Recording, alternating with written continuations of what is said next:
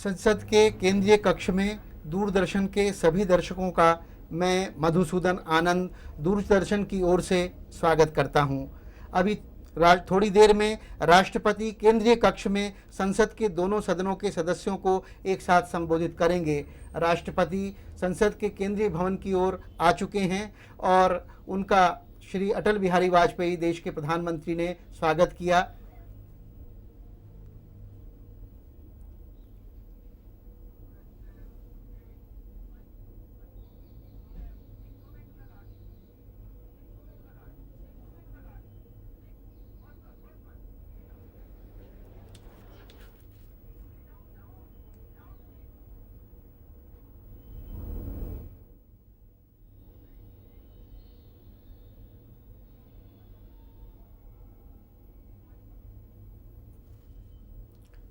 राष्ट्रपति हर आम चुनाव के बाद जब लोकसभा का गठन हो जाता है और नवनिर्वाचित सदस्य शपथ ले चुके होते हैं, संसद के केंद्रीय हाल में दोनों सदनों यानी राज्यसभा और लोकसभा के सांसदों को एक साथ संबोधित करते हैं। संविधान के अनुच्छेद 87(1) के अनुसार यह आवश्यक है। राष्ट्रपति के अभिभाषण के बाद दोपहर 12:35 के लगभग लोकसभा की कार्रवाई फिर शुरू होगी और अन्य मुद्दों के अलावा रेलवे और अंतरिम बजट प्रस्तुत किया जाएगा। दूरदर्शन इसका सीधा प्रसारण करेगा। अंतरिम बजट पर चर्चा का कार्यक्रम भी दूरदर्शन प्रसारित करेगा। 27 मार्च को प्रधानमंत्री श्री अटल बिहारी वाजपेयी की सरकार को विश्वास मत लेना है, इसका भी सीधा प्रसारण होगा। 12वीं लोकसभा त्रिशंकु लोकसभा है। राष्ट्रपति संसद के दोनों सदनों के सदस्यों को संबोधित करने के लिए एक शोभा यात्रा में आगे की ओर बढ़ रहे हैं। राष्ट्रपति के स्वागत में हैं प्रधानमंत्री अटल बिहारी वाजपेयी, संसदीय कार्य मंत्री मदन लाल खुराना, लोकसभा के अध्यक्ष और राज्यसभा के सभापति Shri Krishnakant.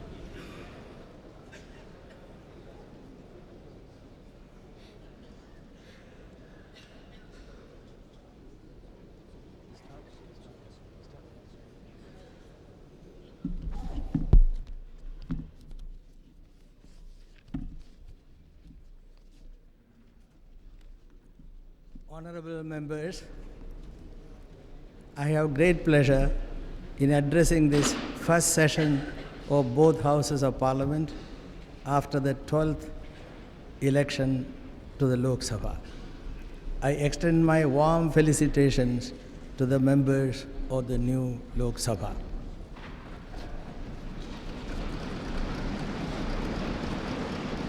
I thank the Election Commission of India for conducting the general elections with dispatch and efficiency. The just concluded midterm election reflected the firm conviction of our people in democratic processes of change. Contrary to forecasts that the turnout would be low, in fact, nearly 62% of the electorate exercise their franchise. The results are indicative of the regional aspirations seeking a place in the national perspective. My government will ensure the fulfillment of these aspirations even while looking after national interest. Parliamentary arithmetic alone cannot provide the key to good governance. That key lies in the willingness of all to rise above notions of parliamentary majority and minority and work in a spirit of cooperation, conciliation, and consensus.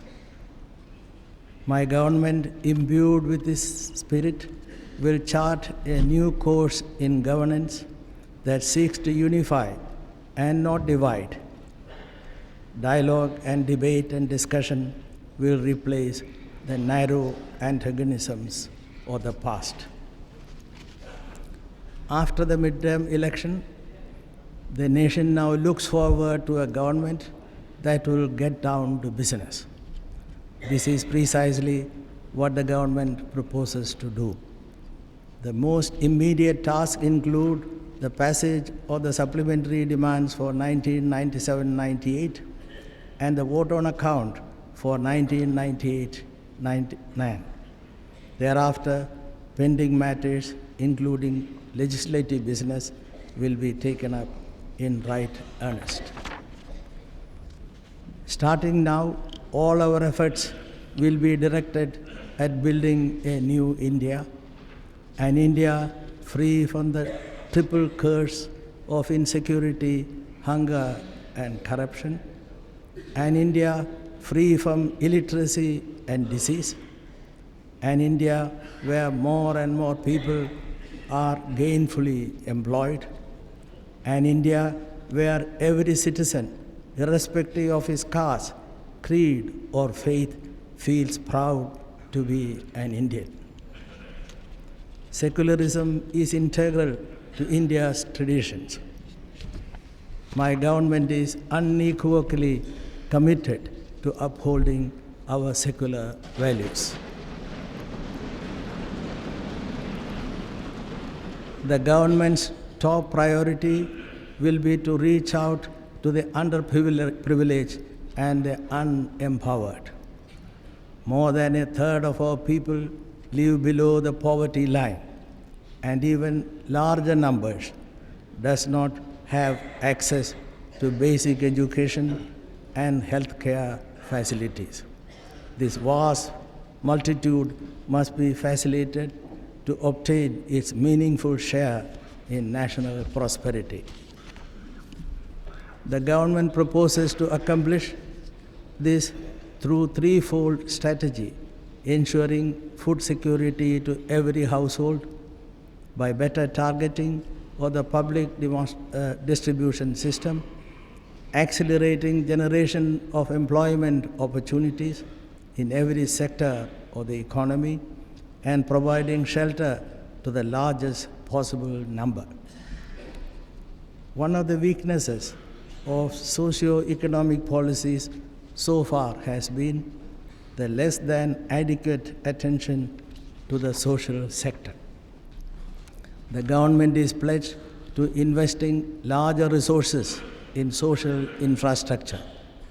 The commitment to progressively step up spending on education to 6% of GDP will be fulfilled. Every effort shall be made to provide basic health facilities to all. Simultaneously, potable drinking water shall be made available in every village and habitat within a specified time frame. Our population growth rate is a matter of grave concern. The government will soon formulate a national population policy which will aim at stabilizing the population growth through, among other things, incentives and descendancy. In a civil society, children are born to be happy. Unfortunately, large numbers of children in our society are born only to toil in factories, workshops, and fields. My government believes that children should be in schools and playgrounds and not toiling away their childhood. Apart from implementing the constitutional provision of free and compulsory primary education, government will introduce a national charter for children, which among other things will ensure that no child goes to sleep hungry. Children have rights, and these will be upheld. Special efforts will be made to remove gender disparities and injustice that exist, especially in access to education, employment opportunities, and political representation. Government will provide free education to women up to graduation so that India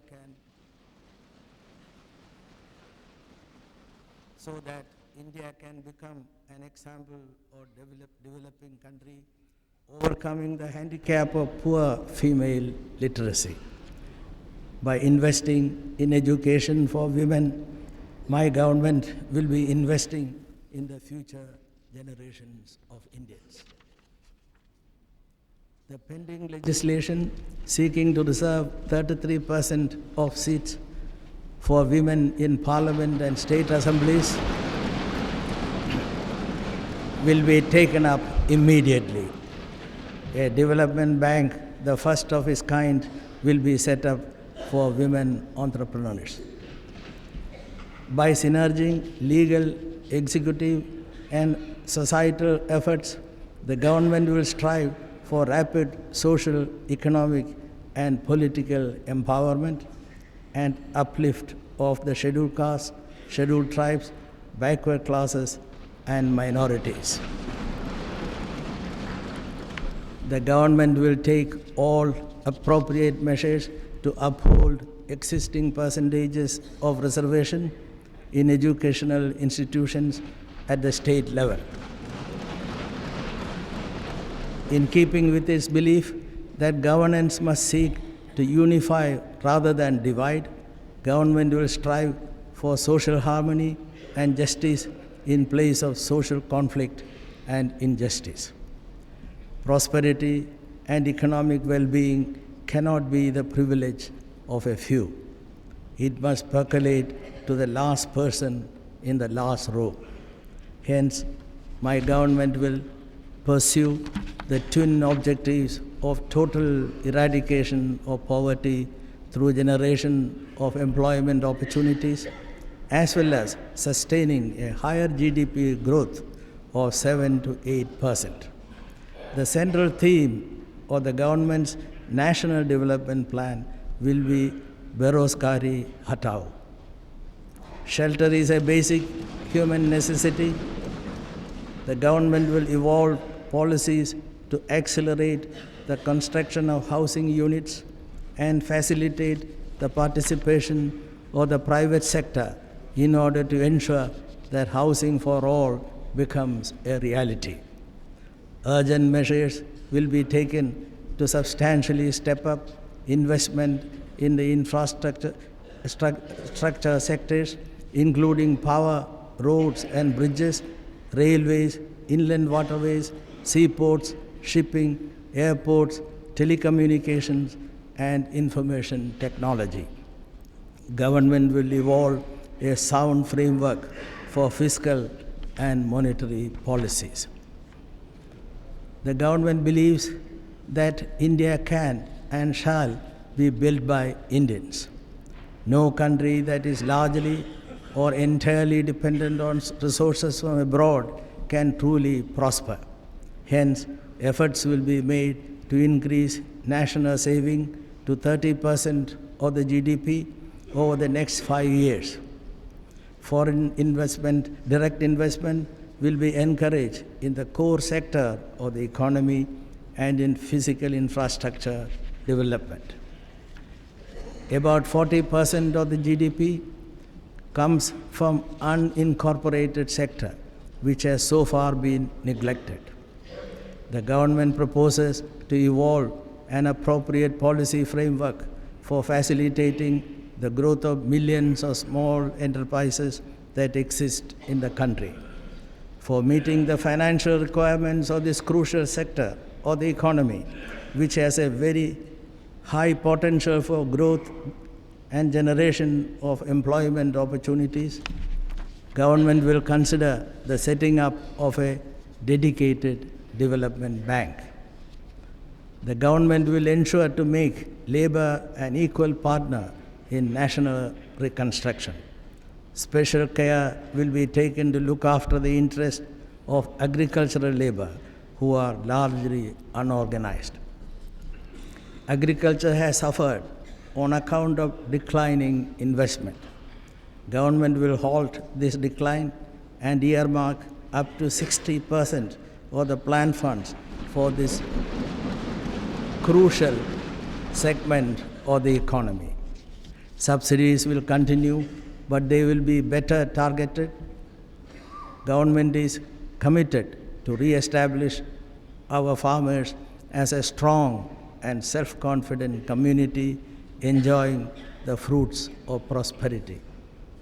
Apart from setting into motion plans for all-round development of rural India, my government will also cushion farmers from unforeseen natural calamities by introducing effective crop insurance policies. All efforts will be made for rapid rural industrialization with special emphasis on agro-based industry. Since maintenance of ecological balance is crucial for our survival, the government will initiate institutional measures to ensure that all development programs are in conformity with the principles of sustainable development. Government firmly believes that science and technology have a vital role to play in the achievement of sustainable development and transforming India into a prosperous, strong, and confident nation.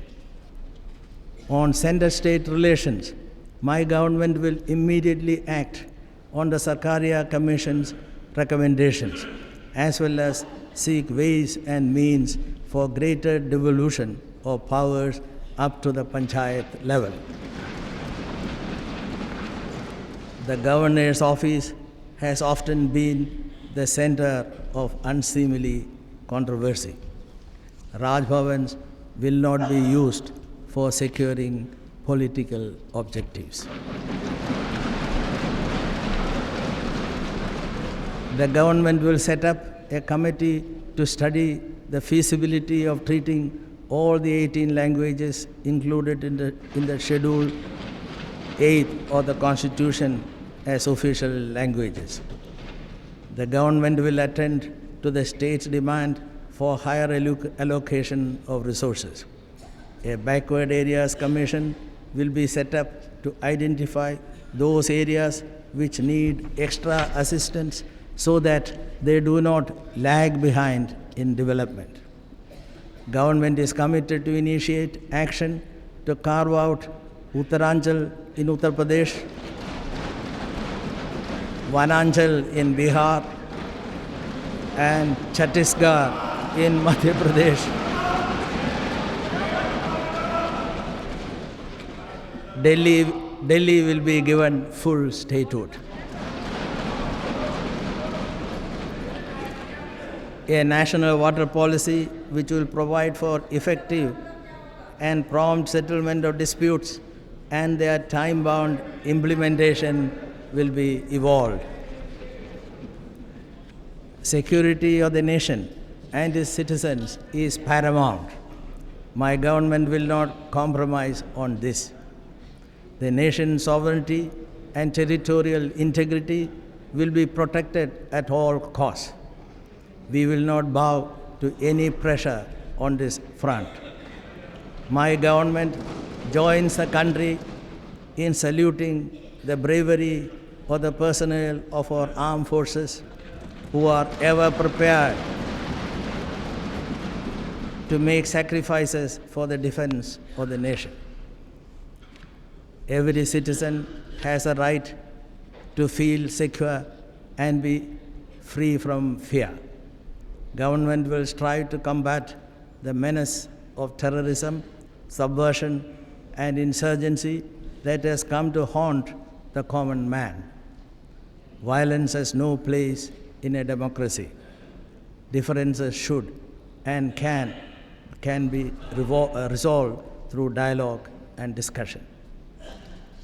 My government reaffirms India's commitment to peace among all nations, to the prosperity of the peoples of the world, and to enhance its role in international arena. We will strive for Asian solidarity and enhance regional cooperation. Renewed efforts will be made to improve bilateral relationships with neighboring countries without any third-party mediation or interference.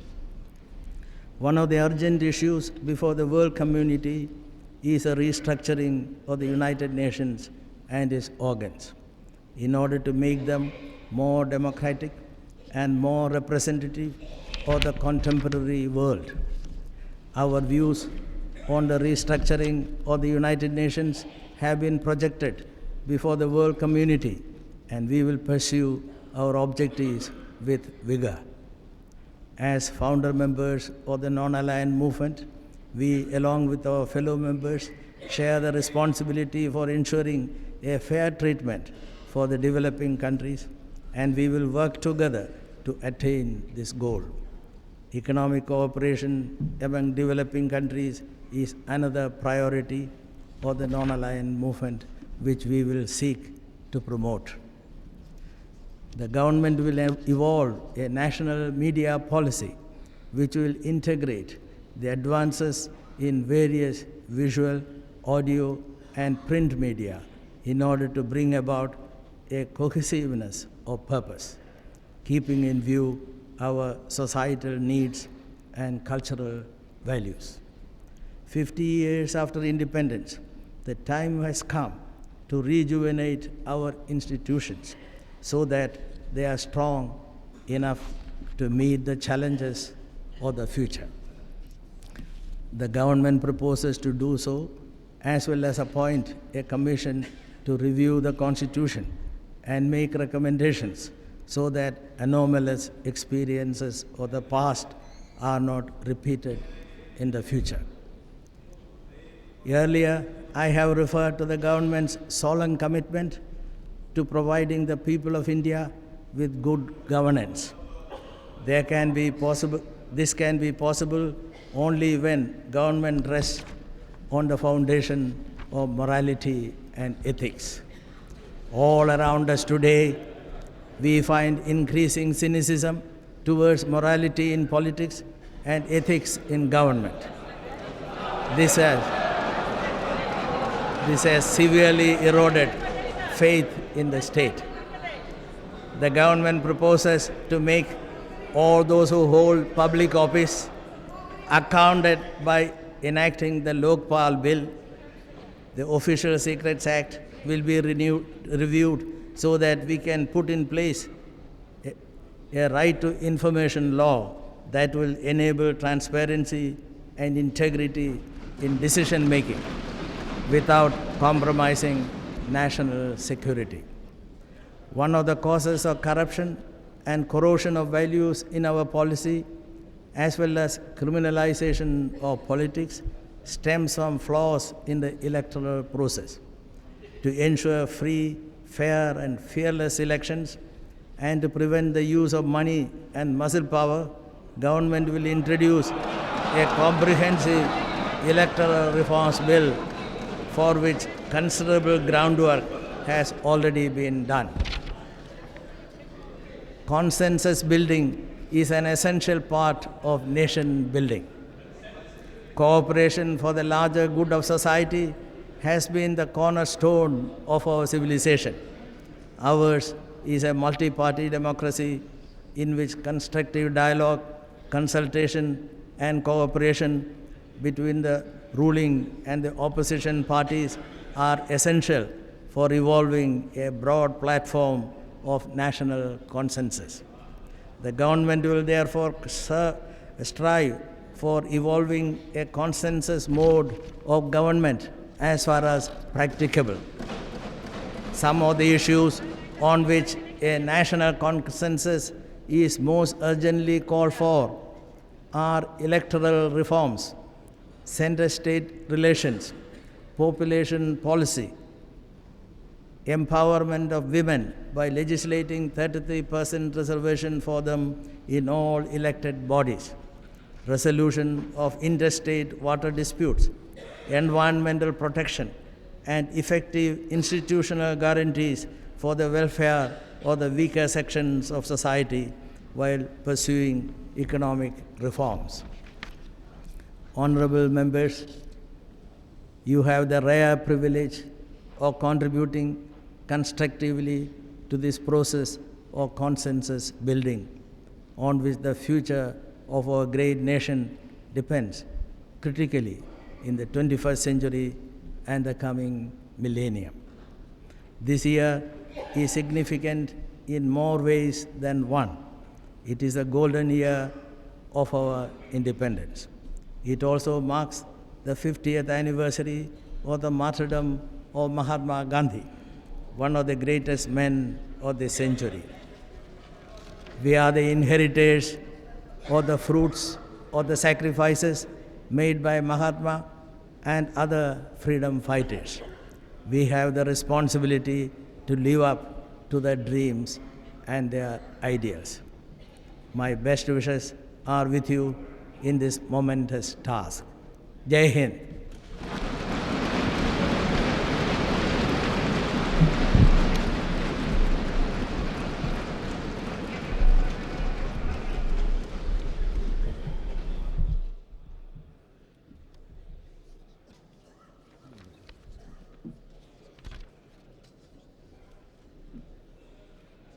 माननीय सदस्यगण, मुझे लोकसभा के 12वें चुनाव के बाद संसद के दोनों सदनों को संबोधित करते हुए बहुत हर्ष है।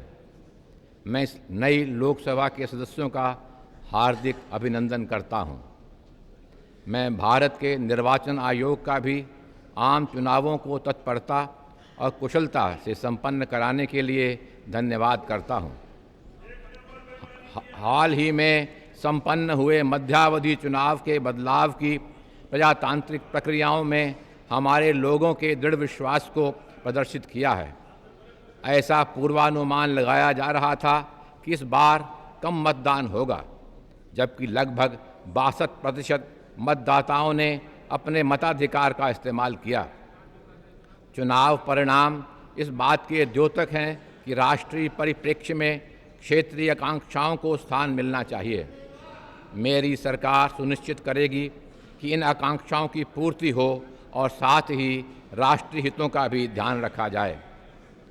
संसदीय गणित से ही सुशासन की समस्या का समाधान नहीं हो सकता है, अपितु संसदीय बहुमत और अल्पमत के भाव से ऊपर उठकर तथा सहयोग, मेल मिलाप और आम सहमति की भावना से कार्य करने की इच्छा से ही इसका समाधान निकल सकता है। मेरी सरकार इसी भावना को लेकर शासन में एक नया मार्ग तैयार करेगी, जिसका उद्देश्य एकता लाना होगा, न कि फूट डालना। अतीत के तुच्छ विरोधों के स्थान पर वार्तालाप, बहस और चर्चा का दौर शुरू किया जाएगा। मध्यावधि चुनावों के बाद अब राष्ट्र एक ऐसी सरकार को देखना चाहता है जो वास्तव में काम करके दिखाए। सरकार ठीक यही काम करने का इरादा रखती है। अभी जो एकदम तुरंत कार्य किए जाने हैं उनमें 1997-98 की पूरक मांगें और 1998-99 का लेखानुदान पारित करना शामिल है। इसके बाद तुरंत ही विधायी कार्यों सहित शेष निलंबित मामलों को लिया जाएगा। अब आरंभ में हम इस दिशा में सभी प्रयास करेंगे जिससे एक नए भारत का निर्माण किया जा सके, जो एक ऐसा भारत हो जो भय, भूख और भ्रष्टाचार के तीनों अभिशापों से मुक्त हो। एक ऐसा भारत हो जहां निरक्षरता और रोग का नामो निशान न रहे। एक ऐसा भारत जहां अधिकाधिक लोगों को लाभप्रद रोजगार मिल सके। एक ऐसा भारत जहां प्रत्येक नागरिक, चाहे उसकी कोई जाति, नस्ल या धर्म हो, भारतीय होने का गौरव अनुभव करे। सेकुलरवाद भारतीय परंपराओं का अंतरंग भाग है। मेरी सरकार देश के सेकुलर मूल्यों को बरकरार रखने के लिए पूरी तरह प्रतिबद्ध है। मेरी सरकार की सर्वोच्च प्राथमिकता उन लोगों की सहायता करना है जिनके पास सुविधाएं नहीं हैं और जो शक्ति संपन्न नहीं हैं। हमारे 1/3 से अधिक लोग गरीबी की रेखा के नीचे जीवन निर्वाह कर रहे हैं। इससे भी अधिक संख्या उन लोगों की है जिन्हें बुनियादी शिक्षा और स्वास्थ्य चिकित्सा की सुविधाएं उपलब्ध नहीं हैं। हमारे इस विशाल जनसमूह को राष्ट्र की समृद्धि में अपना सार्थक हिस्सा मिलना चाहिए। सरकार बेहतर सार्वजनिक वितरण प्रणाली की व्यवस्था कर प्रत्येक परिवार के लिए खाद्यान्न सुरक्षा सुनिश्चित कर अर्थव्यवस्था के प्रत्येक क्षेत्र में रोजगार के अवसरों में तेजी से वृद्धि कर तथा यथासंभव अधिक से अधिक लोगों के लिए आवास की व्यवस्था करके इन 3 रणनीतियों के जरिए इस लक्ष्य को पूरा करना चाहती है। अभी तक सामाजिक आर्थिक नीतियों की एक कमजोरी यह रही है कि सामाजिक क्षेत्र की तरफ बहुत कम ध्यान दिया गया है। सरकार सामाजिक बुनियादी ढांचे के क्षेत्र में और अधिक धन लगाने की प्रतिज्ञा करती है। शिक्षा का व्यय को उत्तरोत्तर सकल घरेलू उत्पाद के 6% तक ले जाने की प्रतिबद्धता को पूरा करना चाहिए। सभी को बुनियादी स्वास्थ्य सुविधाएं उपलब्ध कराने के लिए हर संभव प्रयास किए जाएंगे। साथ ही साथ एक निर्धारित समयावधि में प्रत्येक गांव तथा बस्ती में पीने का पानी उपलब्ध कराया जाएगा। हमारी बढ़ती जा रही जनसंख्या की दर गंभीर चिंता का विषय है। सरकार जल्द ही एक राष्ट्रीय जनसंख्या नीति तैयार करेगी जिसका उद्देश्य होगा कि अन्य बातों के अलावा लोगों को प्रोत्साहनों तथा हतोत्साहनों के माध्यम से जनसंख्या वृद्धि को स्थिर किया जाए। सभ्य समाज में बच्चों का जन्म सुखमय जीवन बिताने के लिए होता है। दुर्भाग्य से हमारे समाज में अधिकांश बच्चे पैदा होने के बाद फैक्ट्रियों, कारखानों और खेतों में मेहनत मजदूरी करने में लग जाते हैं। मेरी सरकार मानती है कि बच्चों को स्कूलों और खेल के मैदानों में जाना चाहिए, न कि वे अपना जीवन मेहनत मजदूरी करने में बिताएं। संविधान में निःशुल्क और अनिवार्य प्राथमिक शिक्षा के प्रावधान को क्रियान्वित करने के अलावा सरकार बच्चों के लिए एक राष्ट्रीय अधिकार पत्र तैयार करेगी जिसमें अन्य बातों के अलावा ये सुनिश्चित किया जाएगा कि कोई बच्चा भूखा न सोए। बच्चों के अधिकार हैं और इनका सम्मान किया जाएगा। आज जो लिंग असमानता तथा न्याय, विशेष रूप से शिक्षा, रोजगार के अवसरों और राजनैतिक प्रतिनिधित्व के मामले में दिखाई पड़ता है, उसे समाप्त करने के लिए एक विशेष प्रयास किए जाएंगे। सरकार महिलाओं को स्नातक स्तर तक की शिक्षा निःशुल्क प्रदान करेगी ताकि महिलाओं में साक्षरता की कमी की बाधा को दूर करने में भारत विकासशील देशों के लिए एक उदाहरण बन सके। मेरी सरकार महिलाओं की शिक्षा पर धन व्यय कर भारतीयों की भावी पीढ़ियों के कल्याण के लिए धन व्यय करेगी। संसद तथा राज्य विधानसभाओं में महिलाओं के लिए 33% स्थानों के आरक्षण संबंधी लंबित विधेयक को तुरंत लिया जाएगा। महिला उद्यमियों के लिए एक विकास बैंक स्थापित किया जाएगा जो इस प्रकार का पहला बैंक होगा। सरकार कानूनी, कार्यपालिका संबंधी एवं समाज के प्रयासों को एक साथ मिला करके अनुसूचित जातियों, अनुसूचित जनजातियों, पिछड़े वर्गों तथा अल्पसंख्यकों के तेजी से सामाजिक, आर्थिक एवं राजनीतिक शक्ति संवर्धन तथा उत्थान का प्रयास करेगी। मेरी सरकार राज्य स्तर पर शैक्षिक संस्थानों, में आरक्षण के मौजूदा प्रतिशत को बनाए रखने के समुचित उपाय करेगी। अपने इस विश्वास के साथ कि शासन का उद्देश्य फूट डालने की अपेक्षा एकता में पिरोना होना चाहिए, सरकार सामाजिक टकराव और अन्याय की बजाय सामाजिक समरसता तथा न्याय का वातावरण बनाने का प्रयास करेगी। समृद्धि एवं आर्थिक उन्नति का लाभ कुछ थोड़े से लोगों तक सीमित न रहकर अंतिम पंक्ति में बैठे अंतिम व्यक्ति तक पहुंचना चाहिए। अतः मेरी सरकार के दो उद्देश्य होंगे।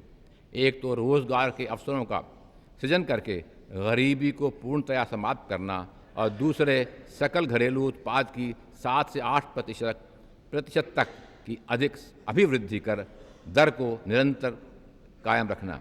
मेरी सरकार की राष्ट्रीय विकास की योजना का मूल मंत्र बेरोजगारी हटाओ होगा।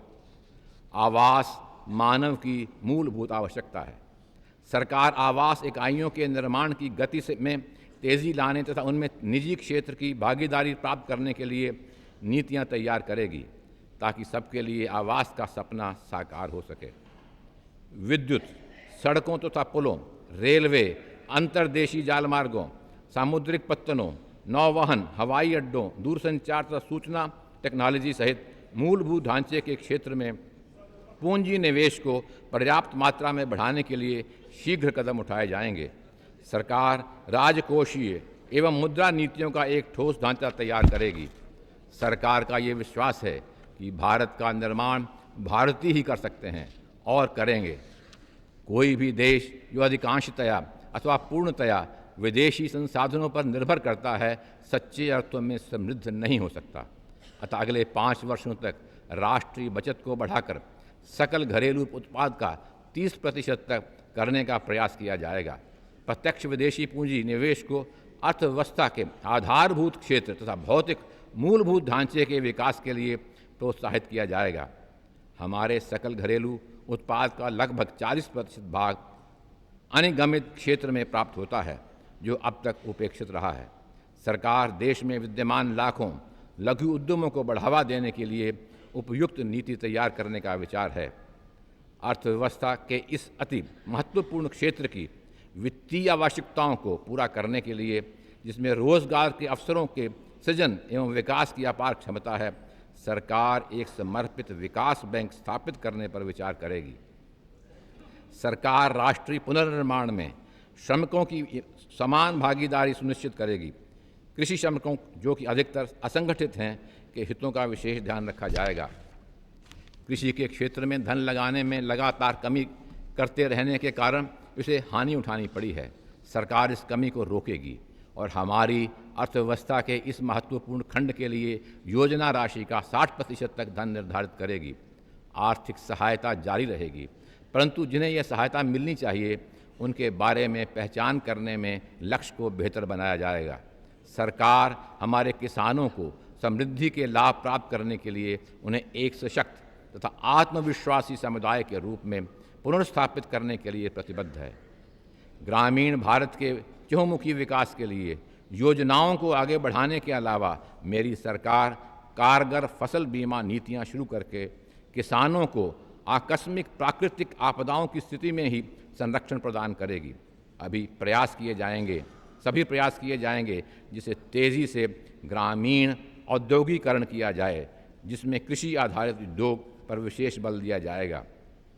चूँकि पारिस्थितिक संतुलन बनाए रखना हमारी ज़िंदगी के लिए बहुत महत्वपूर्ण है, इसलिए सरकार ये सुनिश्चित करने के लिए संस्थागत उपाय करेगी कि विकास के सभी कार्यक्रम दीर्घकालिक विकास के सिद्धांतों के अनुरूप हों। सरकार का यह दृढ़ विश्वास है कि दीर्घकालीन विकास की सफलता और भारत को एक समृद्ध, सुदृढ़ तथा स्वाभिमानी राष्ट्र बनाने में विज्ञान और टेक्नोलॉजी की महत्वपूर्ण भूमिका है। केंद्र राज्य संबंधों के बारे में मेरी सरकार तुरंत ही सरकार या आयोग की सिफारिशों पर कार्रवाई करेगी और ऐसे तौर तरीके अपनाने का प्रयास करेगी जिनसे पंचायत स्तर तक और अधिकार सौंपे जा सकें। प्रायः राज्यपाल के पद के मामले में अशोभनीय विवाद खड़े हुए हैं। राजभवनों का प्रयोग राजनैतिक उद्देश्यों की पूर्ति के लिए नहीं होने दिया जाएगा।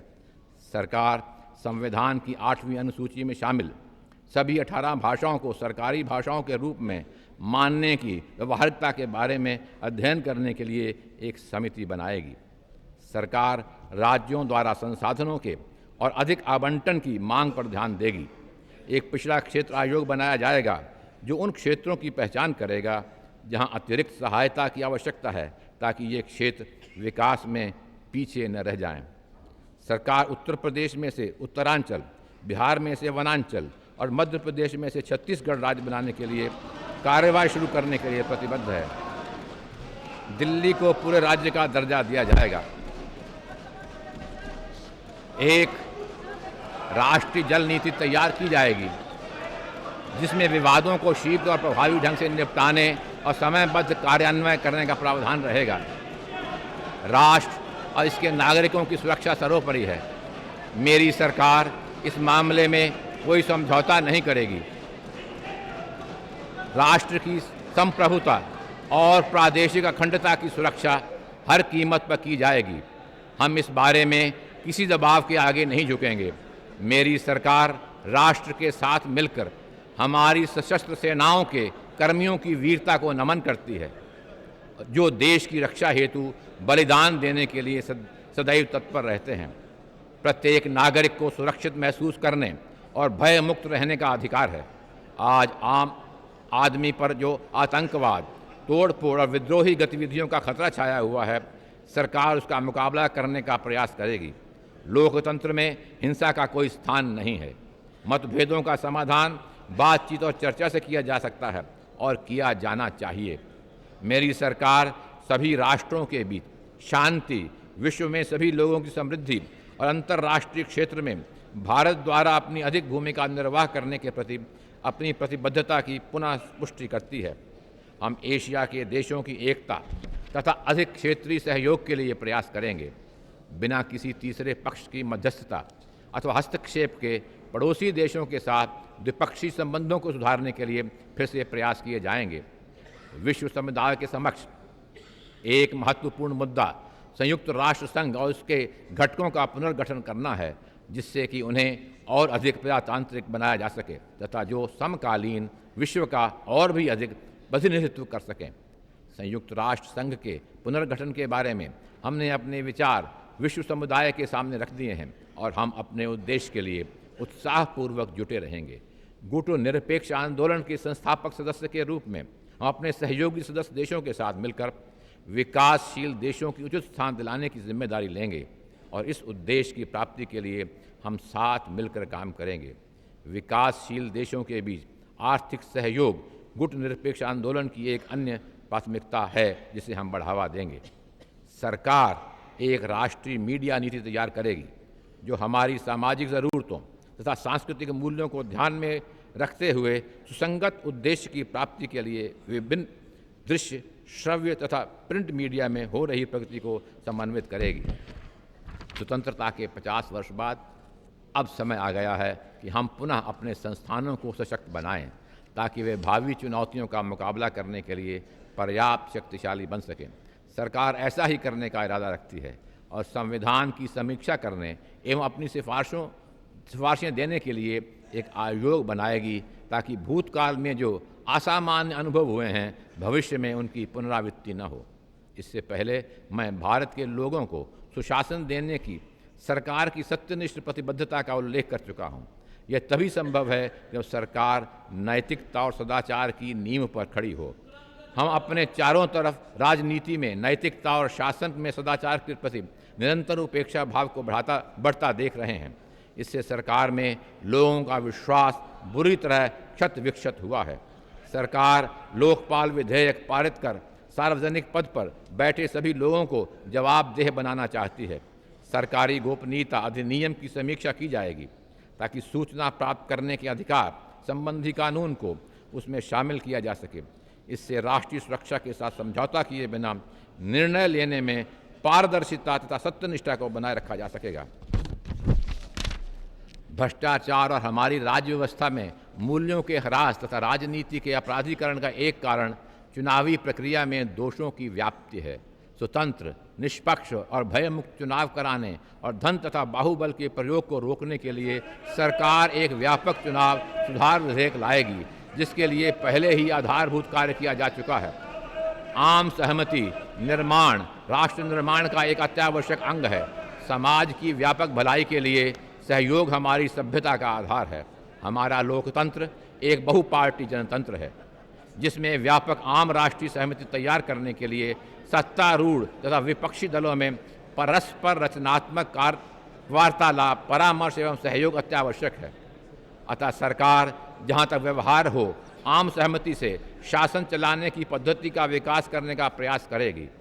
कुछ मुद्दे जिन पर तत्काल राष्ट्रीय आम सहमति तैयार करने की आवश्यकता है: चुनावी सुधार, केंद्र राज्य सुधार, जनसंख्या नीति, सभी निर्वाचित निकायों में महिलाओं के लिए 33% आरक्षण का कानून बनाकर उनका शक्ति संवर्धन, अंतर्राष्ट्रीय जल विवादों का समाधान, पर्यावरण संरक्षण तथा आर्थिक सुधारों को लागू करते समय समाज के दुर्बल वर्गों के कल्याण के लिए कारगर संस्थागत गारंटियां प्रदान करना है। माननीय सदस्यों, आपको आम सहमति की इस प्रक्रिया को तैयार करने में रचनात्मक योगदान करने का अमूल्य विशेष अवसर प्राप्त हुआ है, जिस पर 21वीं सदी और आगे आने वाली सहस्त्राब्दियों में इस महान राष्ट्र के भविष्य का दारोमदार है। यह वर्ष अनेक अर्थों में महत्वपूर्ण है। यह हमारी स्वतंत्रता का स्वर्ण जयंती वर्ष है। यह महात्मा गांधी के अमर बलिदान का भी 50वां वर्ष है, जो शताब्दी के मर्यादा पुरुषोत्तम थे। हम महात्मा गांधी तथा अन्य स्वतंत्रता सेनानियों के अमर बलिदानों के उत्तराधिकारी हैं। हमारी जिम्मेदारी है कि हम अपने स्वप्नों एवं आदर्शों को साकार करें। इस अभूतपूर्व कार्य में मेरी शुभकामनाएं आपके साथ हैं। जय हिंद।